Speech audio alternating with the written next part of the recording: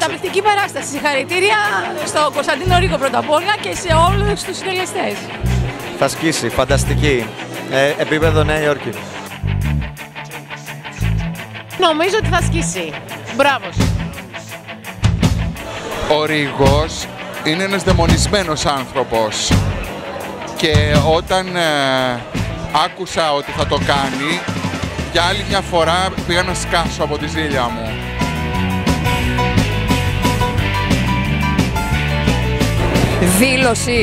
Διαδήλωση θα κάνω εγώ για αυτή την παράσταση. Σοβαρολογείς?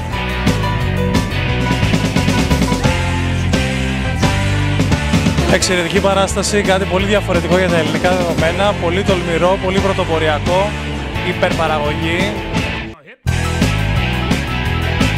Μου άρεσε πάρα πολύ η παράσταση, αλλά πάρα πολύ. Με εξέπληξε τρομερά ευχάριστα. Ο Αστιώτης είναι συγκλονιστικός, έχουν κάνει καταπληκτική δουλειά τα παιδιά.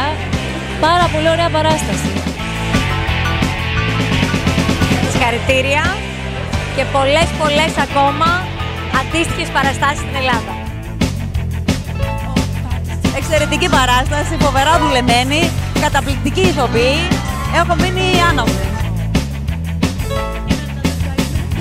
Χάρηκα πάρα πολύ για τον φίλο μου τον Κωνσταντίνο, γιατί έστησε μια εξαιρετικά καλοφτιαγμένη παράσταση, όπου όλοι οι συντελεστές ήταν άψογοι. Το διασκεδάσαμε πολύ.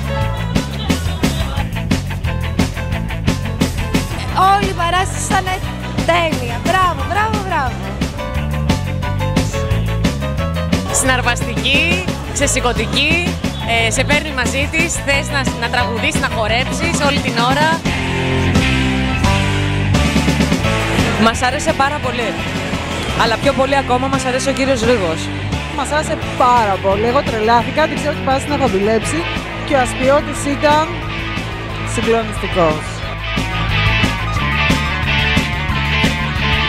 Πανσεξουαλική. Wow! Ένα βήμα αριστερά, τα χέρια στους γοφούς κτλ. Εντάξει, η παράσταση ήταν καταπληκτική, σε κρατάει, σε ξεσηκώνει. Πιστεύω ότι πρέπει να το δουν όλοι.